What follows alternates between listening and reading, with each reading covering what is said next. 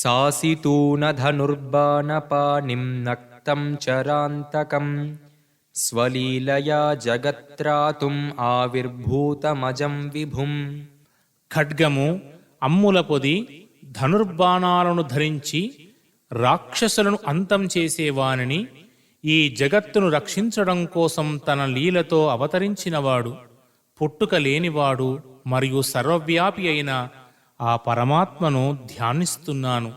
రామరక్షాం పఠేత్ ప్రాజ్ఞః పాపఘ్నీం సర్వకామదాం శిరో మే రాఘవః పాతు పాలం దశరథాత్మజః.